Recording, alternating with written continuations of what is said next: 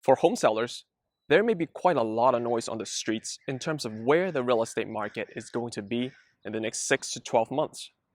On one hand, some sellers fear the housing market may decline down the road and they no longer get top dollar for their homes.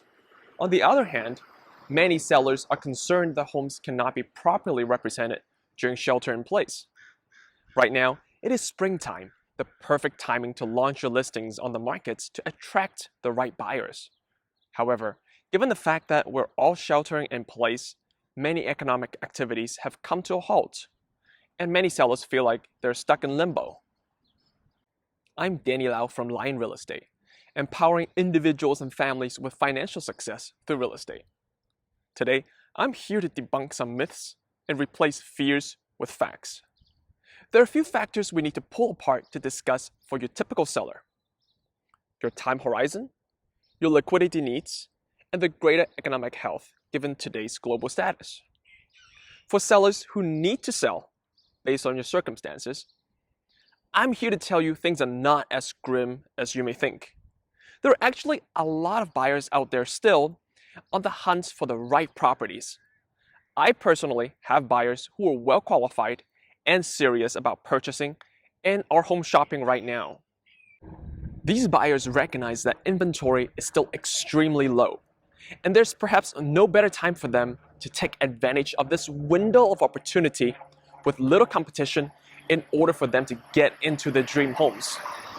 True, you may get fewer eyeballs on your listing if you're selling now, but only the real serious buyers are out there shopping, and they mean business. On top of that, the real estate industry is pivoting and adapting to this new business model faster than ever before. There are virtual open houses, virtual showings available. Real estate is classified as an essential business on the federal and state level. If you need to sell, consult your local real estate professionals. This is an exciting time to come up with creative ways to reach serious buyers. For sellers that want to sell but don't need to and are able to ride out the wave, the wisest move is perhaps to hold on and wait until the shelter in place is lifted. For instance, if you're looking to either get into a bigger house or downsize your current home or to liquidate some real estate holdings, it is likely safest to wait a bit longer. Obviously, there's a health and safety concern for the coronavirus. Beyond the topic of how to sell during COVID-19, I want to remind you to stand by your long-term real estate strategy. It may feel like things will get worse, and we can count on the media to put on the juiciest, most heart-wrenching news on the front pages to make everyone feel like the doomsday is coming. But given a long time horizon, this is only a small hiccup in a multi-decade trajectory. Surely, the unemployment rate is at a historical high. But let's not forget many existing businesses that are temporarily shut down are planning on rehiring back many of the people they laid off as soon as things are back in motion. Things may look bleak, but this situation is temporary. On top of that, many construction activities, at least here in Northern California, are still moving forward without skipping a beat.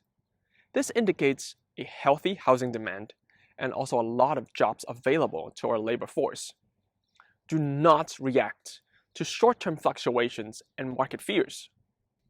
As long as you don't need to liquidate, meaning you can make your monthly mortgage payments, and you have a good source of income that is stable, you need to hang on right now and maybe even consider taking advantage of historical low mortgage interest rates and refinance. I firmly believe for anybody who can withstand volatility and react rationally to economic conditions, you will be rewarded financially over the course of 20, 30 plus years for maintaining your long-term investment strategies. All of these depend on your personal situation and your local jurisdictions on real estate activities. This also depends on one big assumption, that the economy will reopen sooner rather than later. If the economy reopens in May or June the latest, what I've said above will hold true. If it continues to be frozen for 6 months or more, household and business liquidities will dry up and we'll be facing a bigger issue. At that point, we'll all face a much larger problem than real estate value fluctuations. I'm confident we'll bounce back far before that point of no return. Until then, stick with your long-term strategies and talk to a trusted local real estate professional. If you haven't done so already, subscribe to my channel. Normally, I would say you can also set up a time with me to grab a cup of coffee so we can discuss how real estate can fit into your financial picture. Instead, I'm happy to offer a video call to maintain healthy social distancing. Of course, if you enjoy my video, like it, share it, and tell other people about it. This is Danny Lau. See you next time.